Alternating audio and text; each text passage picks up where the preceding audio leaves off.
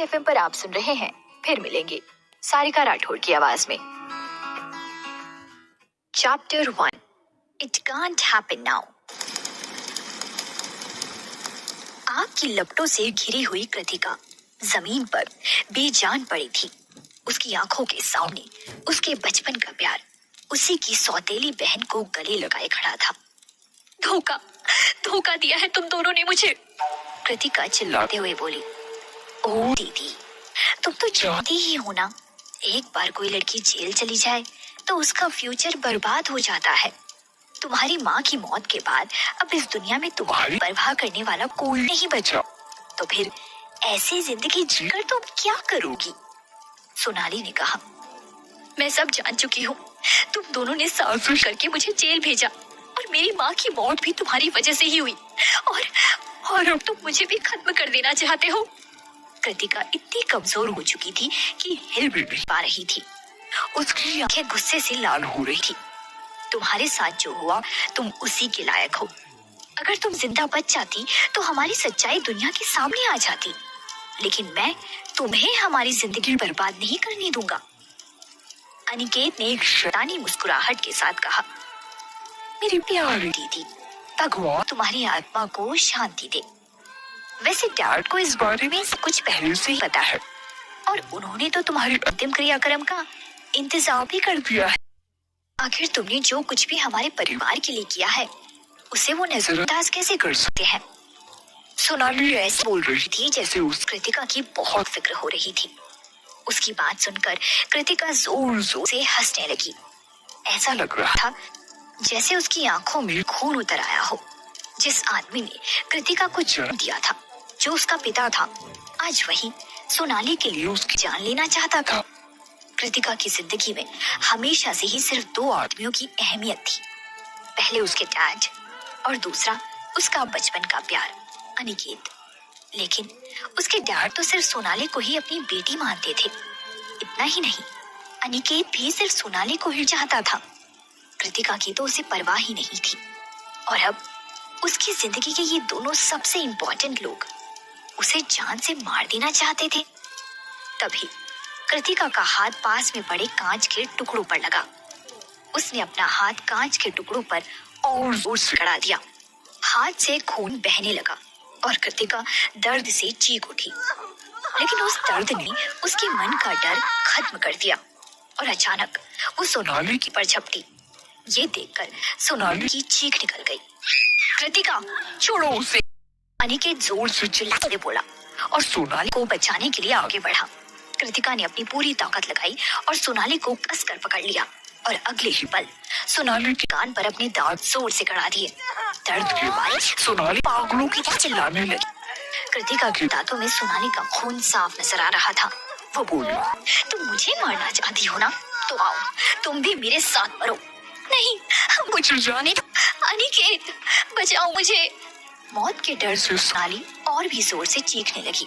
लेकिन तब तक आग की लपटों ने कृतिका और सोनाली दोनों को निगलना शुरू कर दिया था। जैसे अनिकेत सोनाली को बचाने के लिए आगे बढ़ा, एक लकड़ी की अलमारी जिस पर पहले ही आग लग चुकी थी अनिकेत पर गिर पड़ी।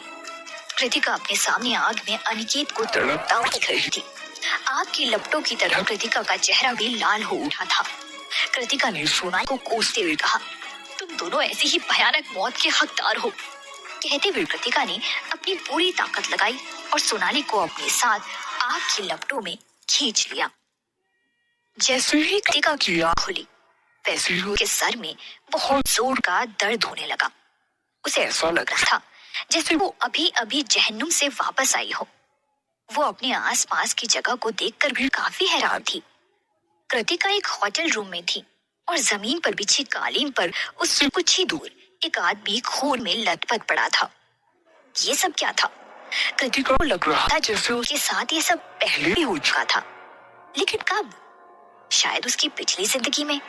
हाँ, कृतिका के साथ एक बार फिर से उसकी जिंदगी में हूबहू वैसा ही सब कुछ हो रहा था जैसा पहले भी एक बार हो चुका था। कृतिका कंफ्यूज होकर सब कुछ याद करने की कोशिश कर रही थी कि तभी उसे उस हादसे के बारे में याद आया। उसे तो आग में जलकर मर जाना चाहिए था, लेकिन वो तो यहाँ जिंदा खड़ी थी। तो क्या ये कृतिका का पुनर्जन्म था, या फिर कुदरत ने एक बार फिर से उसे अपनी जिंदगी दोबारा जीने का मौका दिया था? शायद कुदरत भी चाहती थी कि वो अपने साथ हुई नाइंसाफी का बदला ले। जैसे ही कृतिका ने अपने दोनों हाथों को ऊपर उठाने की कोशिश की, वो घबरा गई। उसके हाथ में एक खून से सना हुआ टेबल लैंप था। डर के मारे कृतिका ने उसे तुरंत फेंक दिया, लेकिन उसके दोनों हाथ तो बिल्कुल सही सलामत थे, ना कोई चोट और ना ही कोई कटने का निशान। तो फिर उस टेबल लैंप पर खून कहाँ से आया? उसने पास में पड़े हुए उस आदमी को करीब से देखा और उसका चेहरा देखते ही उसे समझ आया कि ये वही दिन था जब वो अपनी पिछली जिंदगी में 22 साल की थी। कृतिका को याद आ गया कि पिछली जिंदगी में भी वो अपनी छोटी बहन सोनाली की असिस्टेंट थी। 16 साल की उम्र से सोनाली ने मॉडलिंग करना शुरू कर दिया था और 20 साल की उम्र तक तो वो टॉप मॉडल बन चुकी थी। ये सच था, कुदरत ने उसे फिर से उसकी जिंदगी के उसी मुकाम पर लाकर खड़ा कर दिया था जहाँ से वो अपनी माँ से जुदा हुई थी, और उसकी जिंदगी में अंधेरे के अलावा कुछ नहीं बचा था। कृतिका को कभी भी मॉडलिंग का शौक नहीं था। उसका सपना तो हमेशा से ही एक सक्सेसफुल फैशन डिजाइनर बनने का था। हालांकि सोनाली एक्ट्रेस बनना चाहती थी और कृतिका के डैड ने अपनी छोटी बेटी सोनाली का सपना पूरा करने के लिए एक फिल्म प्रोडक्शन कंपनी में काफी बड़ी इन्वेस्टमेंट की थी। उन्हें डर था कि सोनाली इतनी छोटी उम्र में एंटरटेनमेंट इंडस्ट्री के दांव पेच में फंस जाएगी। इसलिए सोनाली को प्रोटेक्ट करने के लिए उन्होंने अपनी बड़ी बेटी कृतिका की फैशन डिजाइनिंग की पढ़ाई जबरदस्ती छुड़वा दी और उसे सोनाली का असिस्टेंट बना दिया। हालांकि इंडस्ट्री में हर कोई सिर्फ सोनाली को ही राठौड़ परिवार की बेटी समझता था। किसी को ये पता तक नहीं था कि कृतिका भी उसी परिवार की बेटी है। हाँ, कृतिका अपने डैड वीरेंद्र राठौड़ और राठौड़ परिवार की असली बेटी थी, जबकि सोनाली उस परिवार का हिस्सा सिर्फ इसलिए बन पाई थी क्योंकि उसकी माँ ने कृतिका के डैड से शादी कर ली थी, और इस तरह सोनाली को राठौड़ परिवार का वारिस समझा जाने लगा। लेकिन कृतिका को इन सब बातों से कोई फर्क नहीं पड़ता था। कृतिका की माँ बीमार रहती थी और उसके डैड ने उन्हें डिवोर्स दे दिया था। अगर उसे अपनी बीमार माँ की चिंता ना होती तो वो कब का उस घर को छोड़कर चली जाती। कृतिका के सामने जमीन पर पड़ा वो आदमी एक बहुत ही फेमस डायरेक्टर था। सोनाली उसकी फिल्म में लीड एक्ट्रेस का रोल करना चाहती थी। उसने सोनाली को उस रोल के बारे में बात करने के लिए उस होटल रूम में मीटिंग के लिए बुलाया था। लेकिन सब जानते हैं कि इस तरह के होटल रूम में होने वाली मीटिंग में क्या होता है। सोनाली भी पहले से ये सब समझती थी, लेकिन उसके डैड की इतनी पहुंच नहीं थी कि वो इतने बड़े डायरेक्टर को बदले में बिना कुछ दिए अपनी बेटी को लीड एक्ट्रेस बनाने के लिए राजी कर सके। हालांकि राठौड़ परिवार काफी रईस था, लेकिन समाज में उनका रुतबा कुछ खास मजबूत नहीं था।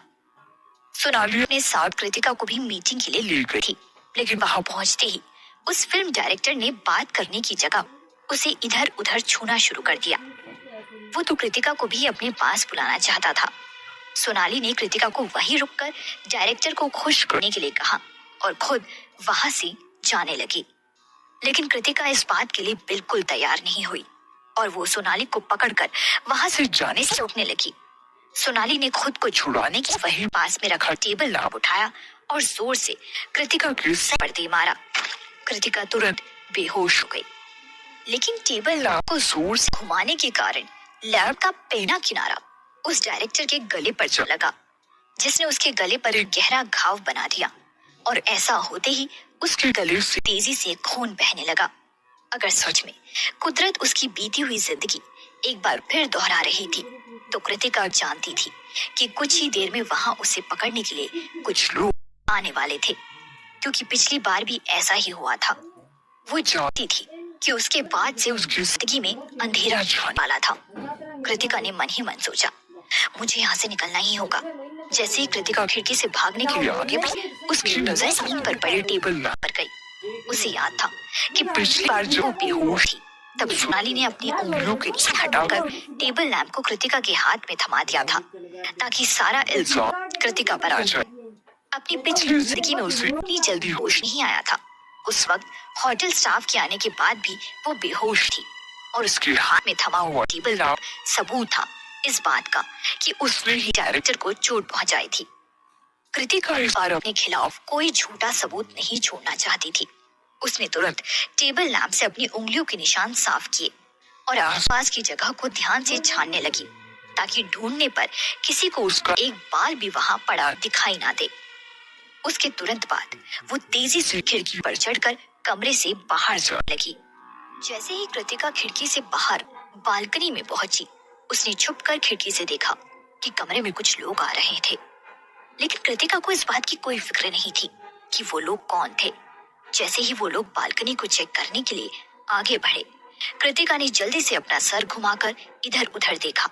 किस्मत से उसके दाएं तरफ के कमरे की खिड़की खुली हुई थी।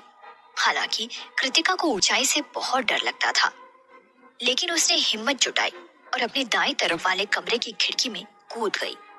कृतिका खिड़की से सीधा उस कमरे के फर्श पर जा गिरी। जमीन पर पड़े हुए कृतिका ने जैसे ही सर घुमाकर देखा, उसे किसी के 2 लंबे पैर दिखाई दिए। कृतिका तुरंत पहचान गई कि वो कोई लड़का था। कृतिका ने धीरे धीरे सर ऊपर उठाकर देखा। उस लड़के ने अपनी कमर पर सिर्फ एक टॉवल बांधा हुआ था। कृतिका तो ये देखकर जैसे बर्फ की तरह जम गई। देखने में वो निहायत ही हैंडसम था। कोई भी लड़की उसके चेहरे को देखकर उस पर से अपनी आंखें हटा नहीं सकती थी, लेकिन जैसे ही उसने उसके चेहरे को देखा, वो चौंक गई। ये तो निखिल ओबरॉय है ना? कृतिका मन ही मन बोली। पिछली जिंदगी में कृतिका को कभी निखिल ओबरॉय को इतने करीब से देखने का मौका नहीं मिला था। सोनाली की असिस्टेंट के तौर पर वो उसे कुछ फंक्शंस में बस दूर से ही देख पाई थी।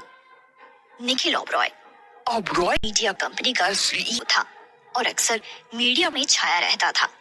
सच में निखिल ओबरॉय की पर्सनालिटी दुनिया को अट्रैक्ट करने वाली थी और उसके साथ ही करीब आधी एंटरटेनमेंट इंडस्ट्री उसके कब्जे में थी। इसके बावजूद आज तक मीडिया में उसकी किसी भी लड़की के साथ होने की कोई अफवाह नहीं आई थी। एक तरह से कहें तो वो मोस्ट एलिजिबल बैचलर था और लाखों लड़कियां उससे शादी करना चाहती थी। लेकिन कृतिका ये सोचती थी कि निखिल ओबरॉय आखिर वहां क्या कर रहा था। क्या पिछली जिंदगी में भी वो उसके साथ वाले कमरे में ही था? इसका मतलब उसने पुलिस को उसे अपने साथ ले जाते हुए भी देखा होगा। कृतिका खुद से ही सवाल करती जा रही थी, लेकिन तभी निखिल ओबरॉय उसका मजाक बनाते हुए बोला, मैंने बहुत सी लड़कियों को देखा है जो जबरदस्ती मुझसे टकरा जाती हैं, लेकिन आज तक मुझे कोई ऐसी लड़की नहीं मिली जो खिड़की से मेरे कमरे में कूद पड़ी हो। कृतिका की नजर तो उसकी कमर पर बंधे टॉवल पर थी, जिसे देखकर लग रहा था कि वो ज़्यादा हिलने से भी खुल सकती है। अगले ही सेकंड निखिल ओबरॉय ने अपनी लंबी उंगलियों से उसके चेहरे को छुआ और बोला, जानती हो, हम लोग 26वें माले पर हैं। तुमने मुझसे मिलने के लिए कुछ ज्यादा ही मेहनत नहीं करती। इससे पहले कि कृतिका कोई जवाब देती, बगल वाली बालकनी से कुछ शोर की आवाज। ऐसा कैसे हो सकता है कि वहां कोई नहीं है? क्या वो लोग बालकनी से भाग गए? आवाज सुनकर कृतिका तो दंग रह गई। भले ही ये उसका पुनर्जन्म था, लेकिन वो इस आवाज को कभी नहीं भूल सकती थी। वो आवाज उसके धोखेबाज बॉयफ्रेंड की थी, अनिकेत आर्य, जो बाद में उसका मंगेतर भी बन गया था। कृतिका को याद था कि पिछली जिंदगी में वो डायरेक्टर मरा नहीं था, लेकिन उसकी गर्दन पर काफी गहरी चोट आई थी। उस डायरेक्टर को बुरी तरह घायल करने के जुर्म में कृतिका को 8 साल की कैद की सजा सुनाई गई थी। कृतिका की मुसीबत में फंसते ही अनिकेत ने मीडिया में तुरंत खबर फैला दी कि उसने कृतिका के साथ सभी रिश्ते तोड़ दिए थे।